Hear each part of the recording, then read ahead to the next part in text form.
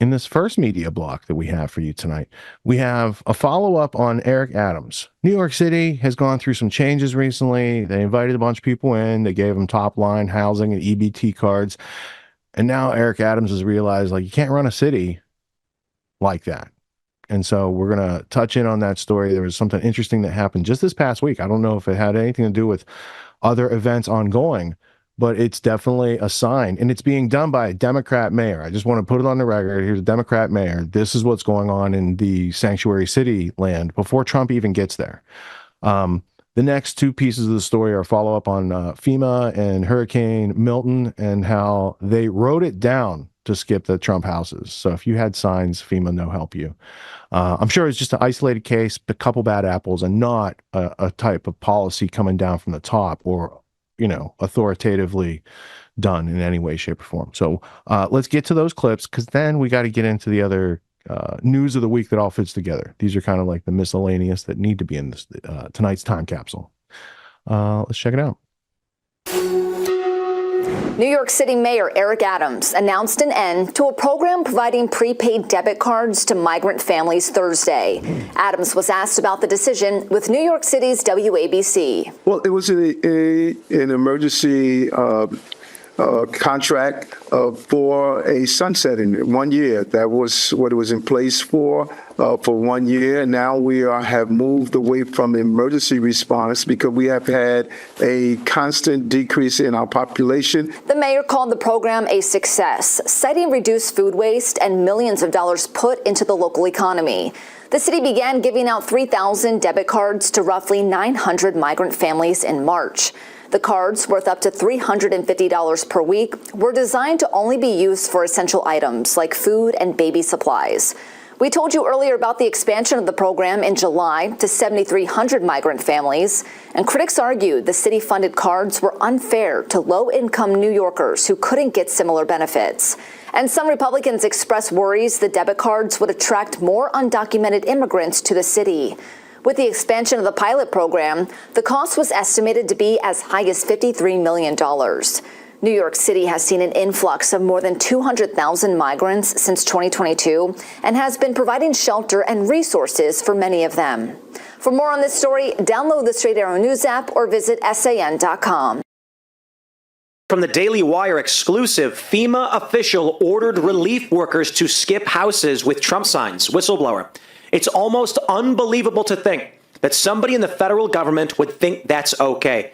Now, this is crazy. A federal disaster relief official ordered workers to bypass the homes of Trump supporters as they surveyed damage caused by Hurricane Milton in Florida, according to internal correspondence obtained by the Daily Wire and confirmed by multiple federal employees.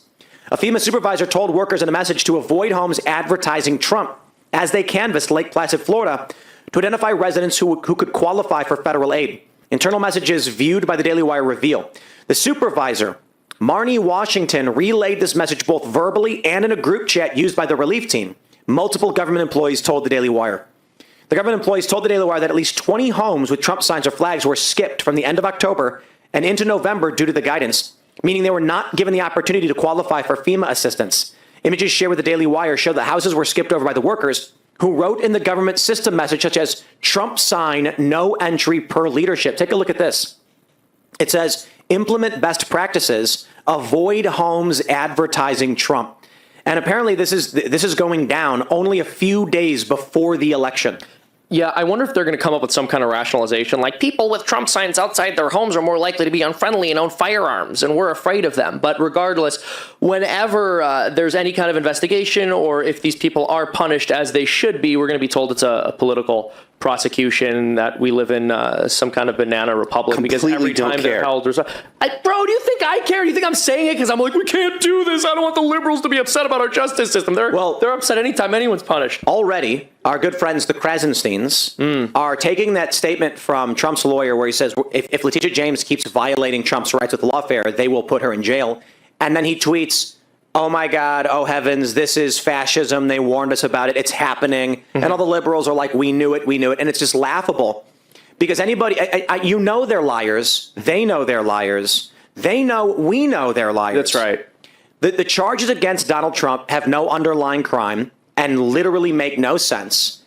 and they should be investigated by the DOJ. But now liberals are acting like that's Trump being a fascist. Yeah, but in this case, first of all, this violates like a dozen laws to withhold federal aid from people based on their politics.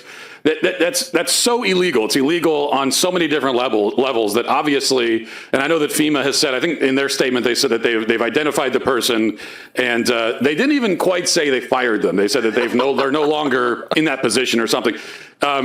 But that's not enough. Obviously, we need a prosecution. And the thing about this, when you see jail, obviously, and when you see the story, it's like they're so flagrant. Like if I had seen this headline and it wasn't from the Daily Wire, I don't know if I would believe it at first. And not because I doubt that the federal government would do this. It's only because it's so on the nose and it's so blatant. And then, of course, it's from the Daily Wire. So I'm like, well, of course, I know that Daily Wire is trustworthy, and it's been confirmed by FEMA. But it is shocking. Again, not that they did it, but that they put it in writing. Yeah. That they would just write that down and say, yep, skip the Trump houses, because they think they could just do whatever they want, and there will be no accountability at all. So just think about that. And this is you have to keep in mind, these are federal workers under Biden's administration, assuming also all of these workers were assuming that Kamala would win. And so they thought there's just no way this will ever come out. And so we can do whatever the hell we want. And we can tell people we're doing it and put it in writing. It's so flagrant and blatant. Disgusting. Real quick, once they would skip it, they would write down in their surveys, not able to access property. Wow. That's crazy. Just deny it. It obviously, none of us here are surprised. Obviously, this is something that is honest. It's standard. It's something that is expected ever since Lois Lerner and the IRS scandal, and which is over 10 years ago now. I don't know actually exactly when it was happening, but Barack Obama was president I think it was like around 2012, 13 or something like that when it was going on. But this is just the norm. That's right. The idea that there's not political persecution, there's not bias from Washington, D.C. Washington, D.C. was 95% for Kamala Harris. 95%. That is not representative of the United States. That is representative of a uniparty. And when you say uniparty, people look at you as if you're some kind of you're some kind of extremist or some kind of crazy person. It is purely ideological in D.C., and the entire town needs to be gutted. Everybody needs to lose their job. I'm completely fine with shutting the whole government down and restructuring it all at about, and maybe you get 25% of what's there actually. Vivek wanted to fire, I think, half the federal government. Wouldn't it be wonderful? Which is a great start. This also, by the way, this story really...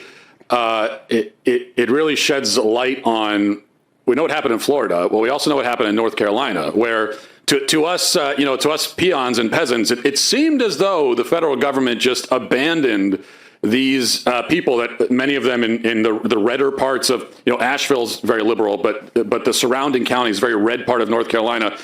And it seemed like from the outside that they were just being abandoned to drown. And you had to wonder if that was politically motivated. And of course, the media said, well, how dare you even suggest such a thing? And now we see this. And now I have to wonder, is there some directive from some FEMA official somewhere saying, yeah, leave North Carolina alone. They'll be fine. They're Trump supporters. I mean, right? It wouldn't shock me. This is how the left has operated historically. You look at the Holodomor, and the entire argument was there just happened to be this famine in Ukraine. And even though they were exporting grain while everyone there was starving to death, this was not politically targeted. We weren't trying to kill our political enemies. What the left basically always does is they deprive basic necessities that they've been in charge of, or placed in charge of giving to people, from them. And it's always a coincidence. There's always some reason that it just happens to be the case that their political enemies are being punished. That's it. Matt, you made a point earlier where you said if you didn't read this from the Daily Wire, you wouldn't have believed it at first. And this is a massive messaging problem for the right, because as you pointed out, Phil, people are afraid of being called crazy. And the left has done such a good job poisoning the well against bluntly describing the things that they're doing. And when you go to people and you just describe things that left-wing politicians and pundits have said, as well as the actual party platform of the Democratic Party, people will regard you like a crazy person. I mean, Kamala Harris literally said she wanted to fund sex change operations for illegal aliens. And I understand why people hear that and they don't want to believe it, because that sounds like something that The Simpsons would put in a Fox News headline in an episode they made 10 years ago. This is, to your point, that's exactly right. The left. Historical point he brought up about the Holodomor. This is extermination by hunger or death by hunger. And it is part of Ukraine, Russian history because it was controlled by the Soviet Union back in the day. And, not so different today. I'm sure there's a lot of hungry people over there because they've been playing God with that country for quite some time. Scott, what shocked you, if anything, about that clip? Well, I mean, just basically the just complete disregard of. Well, it's nothing that we don't expect, right? They're just but just like for it to come out and them just to be like, yeah, we don't care about Trump supporters, like on a policy level, like that's obviously shocking. And the funny thing is, like they're like, yeah, we kind of just made that person go away, like there's no punishment or recourse, and there's no like EEOC type of like title. What is it? What's the Title 60, you know what I mean? Like the equal protection for all, like in the workplace type of thing. Yeah. Like there's none of that, you know what I mean? Like none of that being invoked or anything. It's just like, oh yeah, just it's fine. Just I think it's ironic that people who live in an urban setting and would be 100% dependent on FEMA in a disaster or emergency will make fun of people who are rural and just need a little help from FEMA in those situations. Yeah, But, exactly. Yeah, it's crazy. There's been a lot of hate and vitriol expressed in the past week, and I think it needs to be mitigated and tuned down. There doesn't need to be gasoline thrown on the situation. I think it is time to unite people on our commonalities, and there is a deep state that wants to take away everyone's rights around the world pretty equally. So maybe we could all just see that the mainstream media gaslights people. They tell them things that make them feel good but are not true. And unless you check those things and compare them with reality, you're setting yourself up for expectation changes. Yeah, I completely agree. And I think, as we get on with the episode and unpack some of this other stuff, I'll kind of save my commentary on this for then, but it's something I've talked about on a couple different shows this week. Obviously, it's like the real danger is the brainwashing from the media. You know what I mean? It creates the conditions of dehumanization where people are really literally willing to pass over their fellow man in situations like this. And it's just like, that's what we're seeing. And that's really what the enemy is, Well, I think it's kind of a one-way thing because the linemen that are coming to fix your electricity, if they're Republican and you got a Kamala or Biden sign in your front porch, I bet they give you back electricity anyway because they are not willing to dehumanize you and make you other than an American. I don't know. In my when people are trained that anyone who supports the orange man bad guy is like Hitler or Hitler's stooges, if you believe that, I want to ask, how does it help you in your worldview and understanding? And do you feel good with that belief? Because it might not reflect reality. You have a chance to change it. You can go watch the clips in context instead of what you were shown, which was always out of context. That's how they trick people. The very fine people thing was just repeated last week by Obama. He completely ruined his reputation on the world stage because everybody now knows by now about the context for that clip. And that if he really is that, bad, you wouldn't have to take him out of context and do this shenanigans to trick people. You would just show them the evidence. So. Yeah. And, I've joked about it. I've never actually done it. But, with my handyman work, it'd be like if I go to do a bid at somebody's house and I go in their garage and there's like a Biden-Harris sign, I'm like, oh, you're getting charged double. I don't care. It's like, but you wouldn't actually do it. But I don't know, maybe. Well, okay. No, I don't know. Well, here's the other thing too. There's this guy, I can't remember his name. He's like, I think he's called like the world's greatest roofer or something like that. He's a big social media personality. And that was his niche. That's what he got famous for, was saying that he will only do work for like conservatives. He will not do any work for like liberals and stuff like that. And he became like this big, like viral TikTok type thing where he just talks mad shit on liberals. And that was like his niche. And I always thought that was kind of funny. I was like, that might be an interesting marketing strategy, but haven't quite gone that far with it yet. I think there are some very fine people on both sides who believe silly things. True. Very true. Very true. Everyone's doing some kind of self-help these days, and you can find a million self-help courses out there. Most other courses out there are hosting lectures. They're hosting videos, they're maybe even doing Q&As, and these are great starting points to encourage learning. But at Autonomy, we believe that hands-on practice is the best way to really lock in what we're learning. There's no better way to gain confidence and mastery than through action. After each lecture, we practice the concepts we've learned with other students, giving and receiving feedback in a non-judgmental environment. The result is mastery of concepts like entrepreneurship, ethical sales, and self-reliance in an environment that directly translates to the real world. Plus, you make connections with other like-minded individuals who are learning right alongside you, and you have a lifetime membership in the community. The Autonomy course with Richard Grove equips you with confidence, competence, and courage in a world filled with confusion and noise. You can learn more at getautonomy.info. We'll see you there.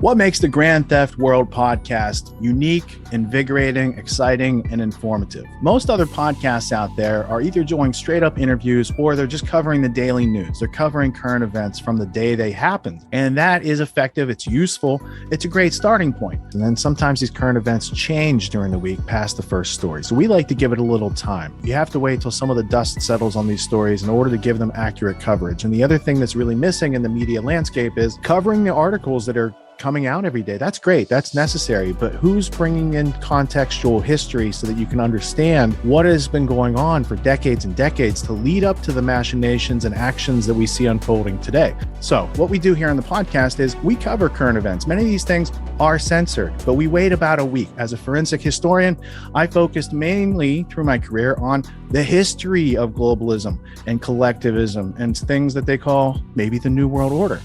There's a lot of facts to these sort of circumstances, groups, events, activities, working groups that they've had over time. So for Grand Theft World listeners, we not only break down the current events, most of which that are censored during the week, we provide you with contextual history, we give you the source notes, the references, we do deep dives, and this really empowers you with an understanding of context and history so that you can make more informed decisions in your life. There's also a community, a membership where you guys can actually ask questions and we can get into the show and we can share evidence.